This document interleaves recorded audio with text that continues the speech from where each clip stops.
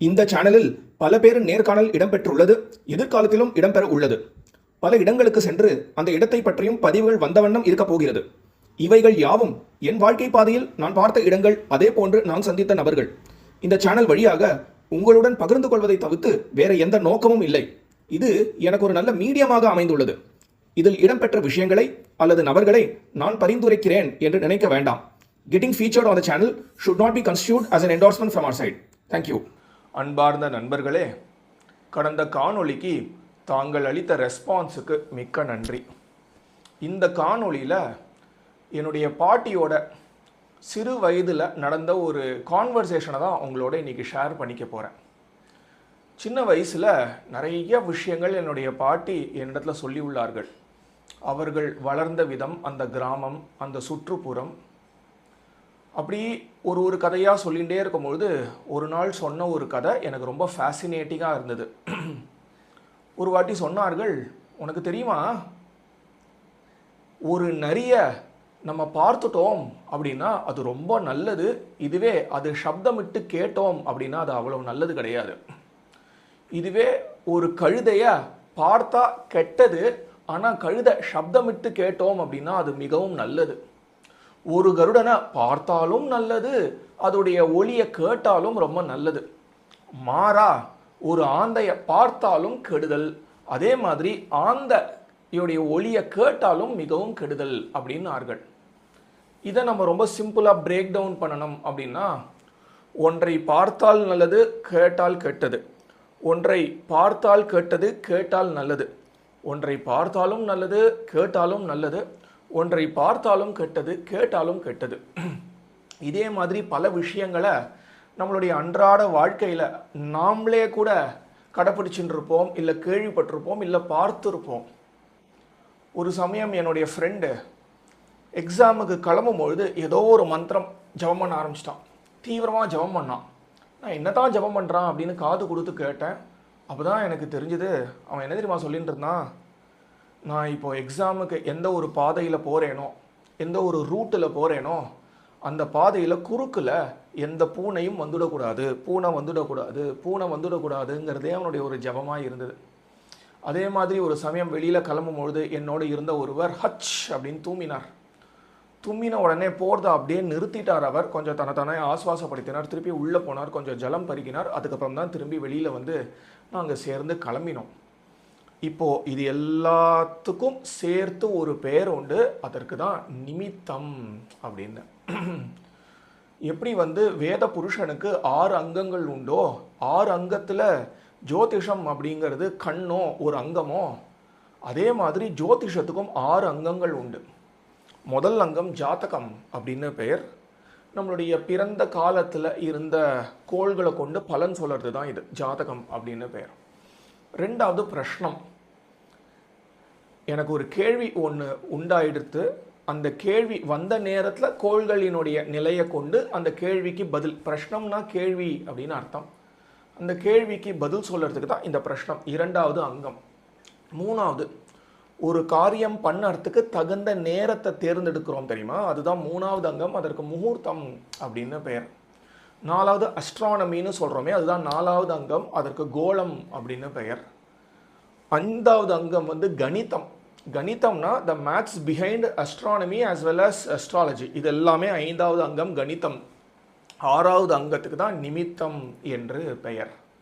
அதாவது நடக்க இருக்கிற ஏதோ ஒரு விஷயத்தை சூச்சனம் பண்ணும், நடக்கக்கூடிய ஒரு விஷயத்துக்கு நிமித்தம் அப்படின்னு பெயர். தற்காலிக லட்சணம் அப்படின்னு சொல்லுவார்கள். அதாவது அது அப்போதைக்கே நடக்கக்கூடிய ஒன்றாக இருக்கணும், எப்பொழுதுமே நடக்கக்கூடிய ஒன்றாக இருக்கக்கூடாது. ஒரு பொதுவான உதாரணத்தை பார்த்தா நம்ம எல்லாருக்குமே புரியும். ராத்திரி வேளை ஒரு பல்போ டியூப்லைட்டோ இருக்குது, திடீர்னு பார்த்தா அந்த பல்பு டியூப்லைட்டை சுற்றி நிறைய ஈசல் வந்துடுது அப்படின்னா ஒரு குழந்தை கூட சொல்லும் இன்னைக்கு ராத்திரி மழை பெய்யும் அப்படின்னு. எப்படி மழை வரத்துக்கு அந்த ஈசல் ஏதோ ஒரு அறிகுறியாக இருக்கே, மழைக்கு இந்த ஈசல் தான் நிமித்தம். இந்த நிமித்தத்துக்கு ஒரு உட்பிரிவும் ஒன்று உண்டு, அதற்கு சகுனம் அப்படின்னு பேர்.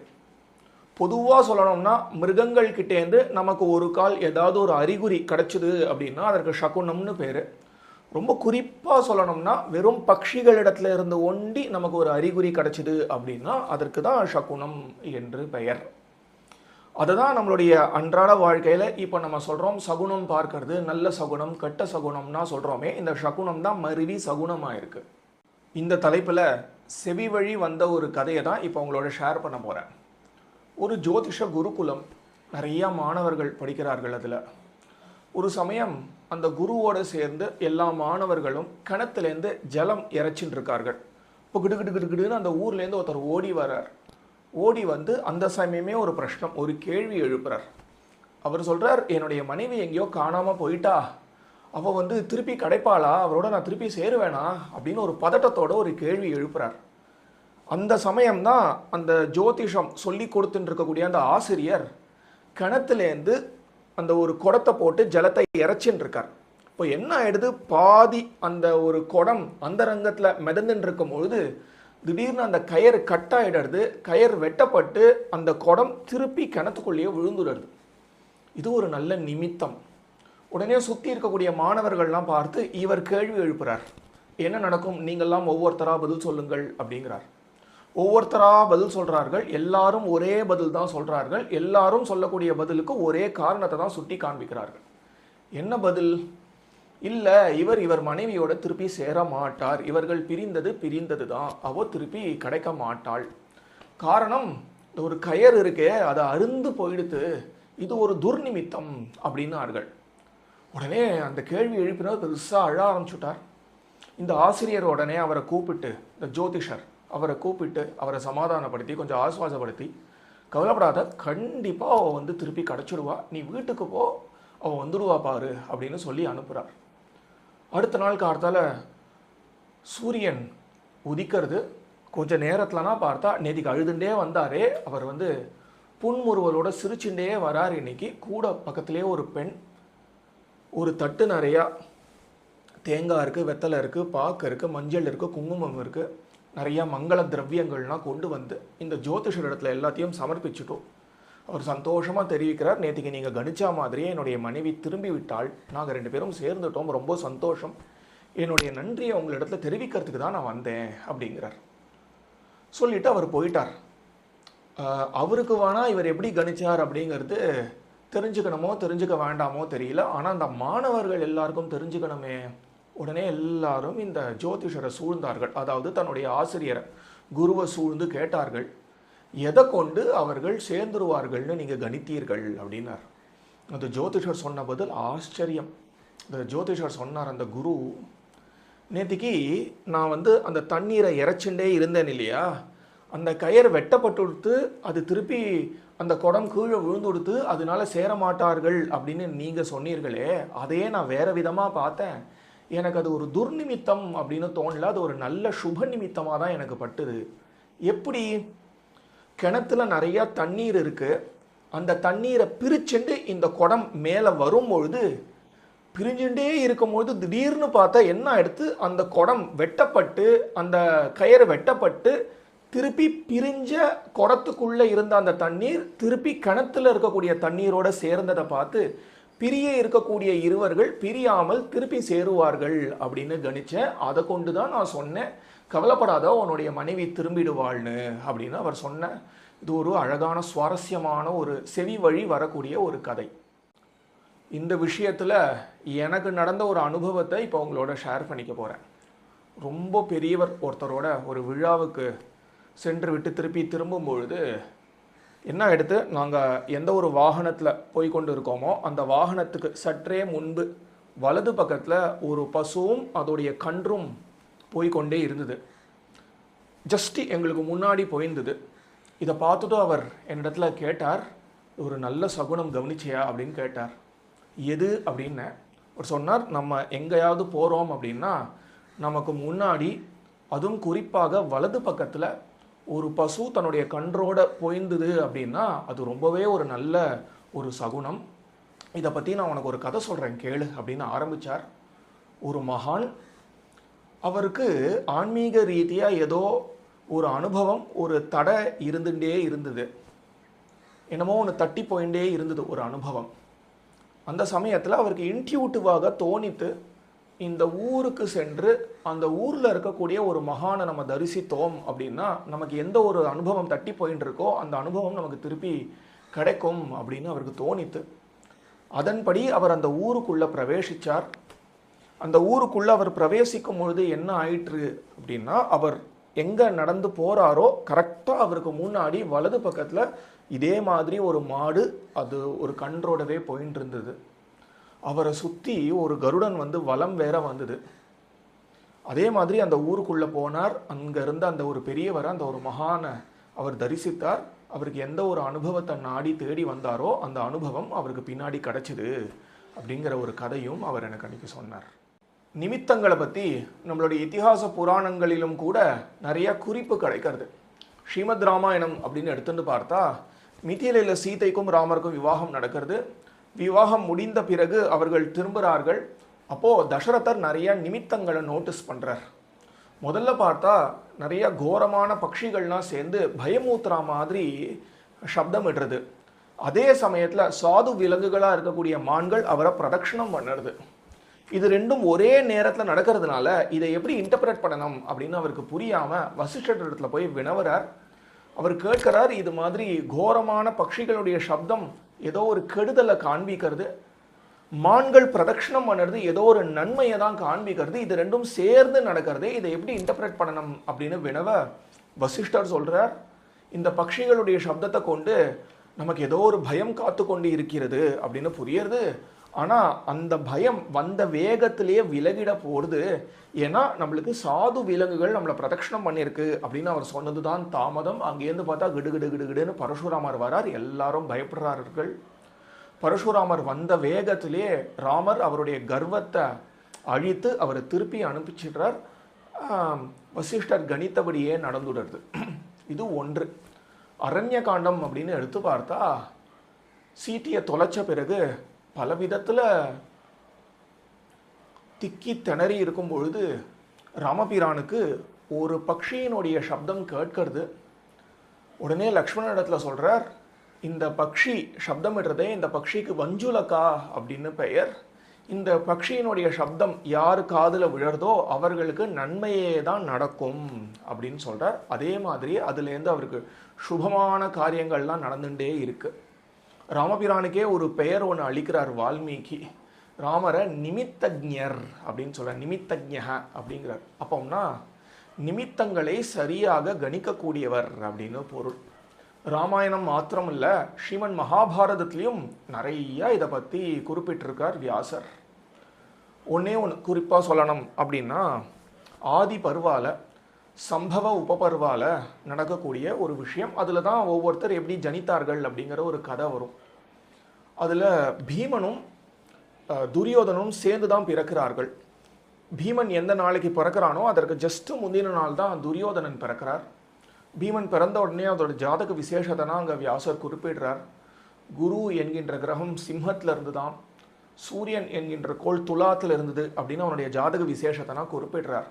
அதற்கு முந்தைய இரவு துரியோதனன் பிறக்கிறான். துரியோதனன் பிறந்த உடனே நிறைய துர்நிமித்தங்கள் நடக்கிறது.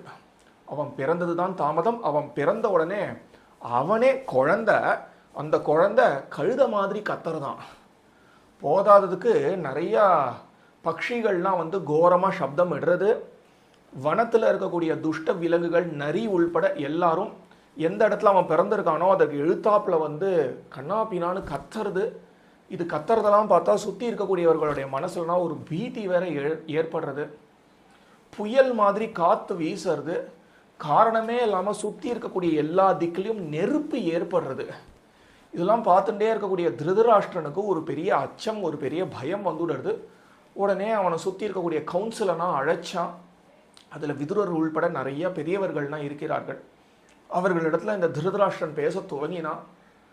எனக்கு இது மாதிரி ஒரு குழந்தை பிறந்திருக்கு, ரொம்ப சந்தோஷம். ஆனால் பிறந்த மறுகணமே இவ்வளவு துர்நிமித்தங்கள் என் கண்ணில் தென்பட்டு கொடுத்தே, இதற்கு யாராவது பலன் சொல்ல முடியுமா அப்படின்னு அவன் கேட்ட அடுத்த க்ஷணம் திருப்பி எல்லா பட்சிகளும் சேர்ந்து எல்லா வனத்தில் இருக்கக்கூடிய துஷ்ட விலங்குகள் நரி உள்பட எல்லாரும் அந்த அரண்மனைக்கோ அவர்கள் இருக்கக்கூடிய இடத்துக்கு எழுத்தாப்பில் வந்து திருப்பி எல்லாம் சேர்ந்து கத்த ஆரம்பிச்சுடுத்து. விதுரர் ஒண்டி பதில் அளித்தார். எப்போ உனக்கு இது மாதிரி மூத்த புத்திரன் பிறக்கும் பொழுது இது மாதிரி கோரமாக சப்தங்கள் கேட்கிறதோ இதற்கு பலன் இவனாலேயே உன்னுடைய குலத்துக்கு ஒரு பெரிய ஹானி, ஒரு பெரிய கெடுதல் ஏற்பட போகிறது அப்படிங்கிறது தான் அப்படிங்கிறார். மகாபாரதம் அப்படின்னு பார்த்தோம்னா ஒரு முக்கியமான கதாபாத்திரம், அவருக்கு சகுனி அப்படின்னு பேர். சகுனி அப்படிங்கிற வார்த்தைக்கே பக்ஷி அப்படின்னு பொருள், பறவை அப்படின்னு பொருள். செவி வழி வந்த ஒரு கதை. அவருக்கு பக்ஷிகள் இடத்துலேருந்து, அதாவது இந்த சகுன சாஸ்திரம், பக்ஷிகள் இடத்துலேருந்து குறிப்பு அறியக்கூடிய ஒரு கலையில் அவர் தேர்ச்சி பெற்றவராம். சகுன சாஸ்திரத்தில் அவர் தேர்ச்சி பெற்றவராம். அதனால அவருக்கு ஏற்பட்ட காரணப்பெயர் தான் சகுனி அப்படிங்கிறது. அது ஒன்றும் இல்லாமல் இவ்வளோ தூரம் சொன்னதுனால பிரசங்காத்தா ஒன்றுன்னு சொல்கிறேன். அவருடைய பிள்ளை, அவருக்கு ஒரு புள்ள உண்டு, அவனுக்கு உலூகன் அப்படின்னு பெயர். உலூகன் அப்படின்னா ஆந்தன்னு பேர். அப்பாக்கும் பக்ஷியினுடைய பெயர், பிள்ளைக்கும் பக்ஷியினுடைய பெயர். ராமாயணம் பாரதம் ஒண்டி கிடையாது, பாகவதத்துலேயும் இதே மாதிரி ஒரு கதை ஒன்று உண்டு.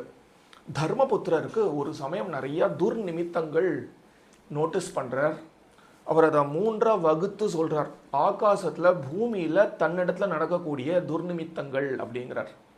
காரணமே இல்லாமல் அவருடைய மனசில் ஏதோ ஒரு பயம், ஒரு நடுக்கம் ஏற்படுறதாம். அவருடைய இடது பக்கங்கள் எல்லாமே துடிக்கிறதாம். அதே மாதிரி திடீர்னு புயல் மாதிரி காற்றுலாம் வீசுறது.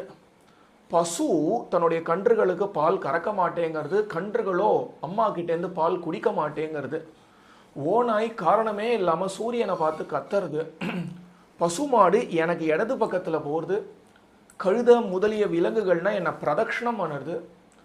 ஆந்த கத்துறது கர்ண கொடூரமாக இருக்குது. இது எல்லாத்தையும் சேர்த்து பார்க்கும்பொழுது எனக்கு என்ன தோணுறது அப்படின்னா, நடக்கக்கூடாத ஏதோ ஒரு விஷயம் நடந்துடுத்தோ அப்படின்னு எனக்கு ஒரு பெரிய அச்சம் வந்துடுத்து அப்படிங்கிறார்.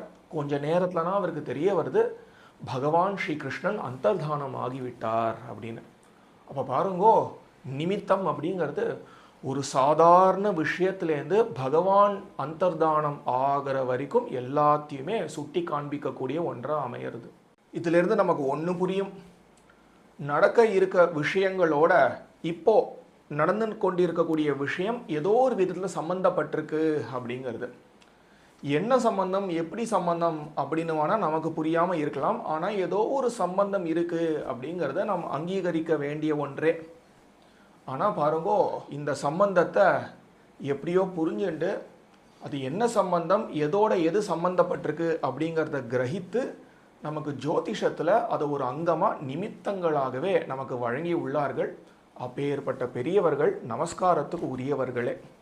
இந்த காணொளி உங்களுக்கு பயனுள்ளதாக இருந்திருக்கும் அப்படின்னு நம்புகிறேன். ஆன்மீகம், அமானுஷ்யம் அல்லது அரிய கலைகளில் உங்களுக்கு ஆர்வம் இருக்குமாகில் இந்த சேனலை நீங்கள் சப்ஸ்கிரைப் செய்து கொள்ளலாம். வணக்கம்.